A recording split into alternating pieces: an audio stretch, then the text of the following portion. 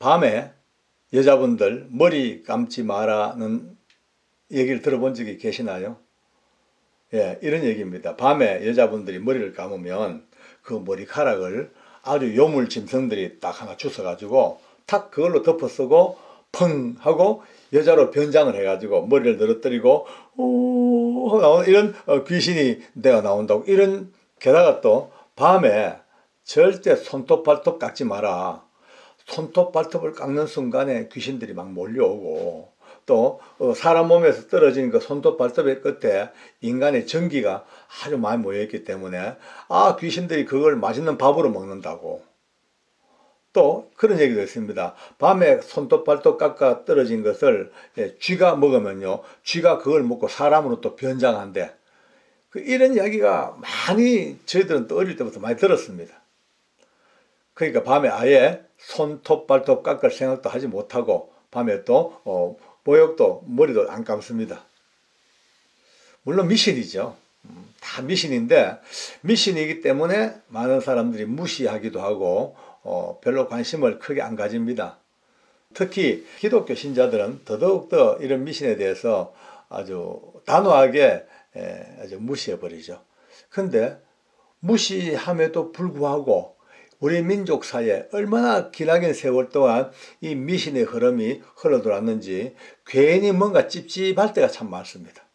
미신은 문자 그대로 과학적으로 증명이 전되지 않는 이런 문제들, 한 민족과 어떤 그 집단 속에 오랜 세월 동안 축적된 삶 속의 어떤 나름대로의 법칙, 터부시하는 것, 이런 것들이 모여서 세월 지나서 하나의 미신이라는 믿을 신자, 하나의 믿음으로, 과연 이것이 어떤 이론이며 어떻게 미신이 됐으며 미신을 어떻게 타파하고 어떻게 복음으로 설 것인가, 다양한 오늘 얘기들 좀 나눠보겠습니다. 요즘은요, 형광등도 밝고 얼마나 좋아. 또 손톱깎이가 있어가지고 손톱도 잘 깎입니다. 옛날에는요, 어두웠잖아요. 촛불 켜놓고 호롱불 켜놓고 또 손톱깎이가 있을 리가 없죠. 그때는 전부 짝두칼이나 이런 칼로 손톱을 잡고 딱 싹 이렇게 이제 깎아줍니다. 그러니까 밤에 이거 하다가는 베이기가 십상입니다. 침침하죠. 안 보이지요. 예, 각도가 안 맞죠. 그러니까 손톱이 닿다가 막 손이 팍 베이기도 하고, 그러니까 안 되겠다 싶으니까 아예 밤에 손톱 깎다가 다치는 일이 없도록 하기 위해서 아마 그런 말을 지어낼 수도 있었습니다. 그것이 점점 이제 더 막 그냥 드라마 같이 만들어지고 더 심각하게 만들어지니까 결국은 이까지 오버된 거예요. 근데 실제로는요, 밤에 손톱 깎아도 아무 일 없거든요. 저는 일이 많다 보니까 항상 손톱을 밤에 깎습니다. 11시, 12시 돼가지고 자기 직전에. 네. 딱딱딱딱 아무리 딱딱해도 아무리 손톱을 깎아도 아무 관계 없어요. 왜? 그냥 축적된 이야기가 그냥 그렇게 신앙으로 믿어질 정도까지 그렇게 됐지 실제로는 아니니까요. 밤에 머리 감지 말라고요. 귀신?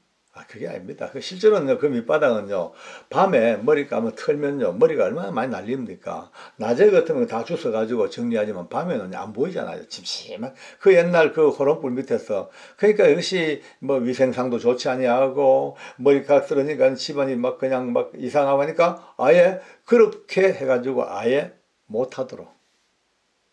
또 문지방을 밟으면은 아주 손해본다고 이런 얘기를 많이 합니다. 특히 제가 근무했던 교도소에서는요, 이 미신이 얼마나 더 크게 성행했냐면은 사형수가 있는 방에는요, 깜방에 어느 누구도 문지방 밟고 들어오면요, 그거는 큰일 납니다. 6.25 전쟁보다 더 무서운 전쟁이 벌어집니다. 최고 재수없다 이거죠. 문지방 밟으면은, 예, 더러운 죽음의 귀신이 찾아오고, 예, 재수없고 기타 등등. 그것도 옛날에 또 일리는 있어요. 지금이야 이렇게 좋은 자재로 문지방을 만들고, 아예 요새 문지방도 거의 없습니다. 건축공법이. 근데 옛날에는 다 나무로 된 문지방이 다 있단 말이에요. 그 문지방을 발로 밟고 다니면 따라요. 자꾸 따라. 나무니까 밟고 밟으면 달아가지고 문을 딱 닫으면 문 아기가 딱 맞아야 되는데 이게 쭉 뻘쭘 벌어지면 찬바람이 씩 들어옵니다. 외풍이 돌아. 게다가 또 나무로 된 문지방이니까 거칠거칠하면 잘못하면 애들 밟다가 또 나무 가시가 찔려버리게 돼요. 그러니까 아예 그거 밟으면 재수 없다고, 그거 밟으면 귀신 온다고, 그렇게 딱 해놓고 그것이 점점 중첩 이제 계속되니까 다들 그렇게 믿고 사니까 이제는요, 그걸 바르면 큰일 난 줄 알고 아예 안 바르는 거예요. 미신의 밑바닥에는 어쩌면 이와 같이 삶의 편리, 삶의 어떤 필요한 것들이 많이 깔려가지고 그것이 미신으로 이렇게 연결되는 경우들이 참 많습니다. 또 우리 주변에서 볼 수 있는 다리 떠는 사람들, 달달달달달달달 막 앉으면 다리 떨어 다다다다다다. 다리 떠는 것도요, 이렇게 달달달달도 있고 옆으로 던들기도 있고 발바닥 다다닥 다양하게 발을 떱니다. 그러면 이제 우리나라 미신은요, 다리 떨지 마라, 복 나간다, 복 나간다고 떨지 말아요. 그러니까 우리나라 현재 정서나 미신은요, 다리 떨면 복 나간다는 것은 누구나 다 알할 정도로 많이 듣고 많이 한 얘기입니다. 진짜 복이 나갈까 모르겠어요. 다리를 떨어도 복 받고 사는 사람 많이 보긴 봤습니다. 제가 모셨던 그 상관 한 사람은 앉기만 하면 다리를 떠는 분입니다. 달달달달달 과도하게. 근데 뭐 복 잘 받고 잘 살고 있어요. 왜 그러면 그럴까? 뭐 딴 거 없으면 옛날 어른들이 보실 때도 다리 떠는 건 보면요, 정서적으로 불안하거든요. 옆에 있는 사람이 불안해요. 같이 보는 사람이 피곤해요. 본인은 뭐 달달달달 떠니까 뭐 좋을지 몰라도 주변에 미치는 영향이 너무너무 안 좋아. 그러니까 아예 다리 못 떨도록 복 나간다 하고 아예 막 못을 박아버린 거예요. 그것이 이제 세월 따라 중첩되니까 다리 떨면 복 나간다가 안에 정설처럼 굳어져 버렸습니다. 이제 인터넷 보니까 그런 말씀을 하더라고요. 다리 떠는 거 어쩌면 건강에도 좋을 수가 있다. 왜? 오랜 시간 앉아 공부하고 일하는 분이 다리 피가 몰려가지고 하지정맥이라든지 여러 가지 다리 문제가 있을 때 그때 다리를 달달달달달 떨면은 막 바이브레이션이 돼가지고 흔들어가지고 혈액순환도 좋고 근육도 좋다. 뭐 그런 권장할 만한 사항이라는 분도 있습니다만은 이런 분들이 이 미신과 부딪히면 상당히 좀 문제가 되긴 되죠. 못 떨게 해요. 왜? 그러니까 다리 떨고 안 떠는 문제는요, 어떤 그 미신 복의 문제라기보다는 예절상의 문제, 주변과의 문제, 이런 문제로 많이 연결될 수 있을 겁니다. 한 가지 더 재밌는 게, 여러분, 이게 어느 뭐 욕 같죠? 그죠? 욕이 아닙니다. 오해하지 마십시오. 이게 아이들 가끔씩요, 거짓말 할 때 자기 등 뒤에서 이렇게 손을 이렇게 딱 겹칩니다. 이건 뭐냐면은 나는 지금 거짓말 하고 있지만 나는 죄 안 받아야지, 벌 안 받아야지. 거짓말로 나쁜 말 하지만은 나는 벌 받지 않는 용서를 받을 거야. 이게 이제 아이들이 많이 쓰는 지금 눈에 안 보이는 미신입니다.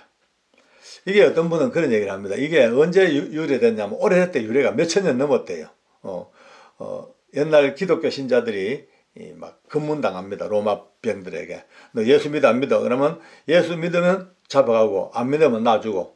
그때 이제 기독교 신자들 경건하고 정말로 목숨을 건 예수 믿는 분들은 너 예수 믿어 안 믿어? 그러면 목숨을 달아날지언정 나는 예수 그리스도를 구주로 고백하고 믿는 사람입니다. 라고 뭐 불이익을 당하든 말든 그렇게 합니다만은 아직 그 상태가 되지 못하고 어중간한 그런 분들은요, 예수님을 믿기는 믿는데 아직까지 그만한 각오는 되어 있지 않은 분들은 바로 나는 예수 안 믿습니다 하면서 바로 등 뒤로 이걸 딱 만드는데 이게 십자가예요. 십자가. 이게 십자가를 손으로 해서 주님 용서해 주시옵소서. 내가 지금 살기 위해서 예수님 안 믿다고 말합니다만은 저를 용서해 주셔서 사하여 주시옵소서.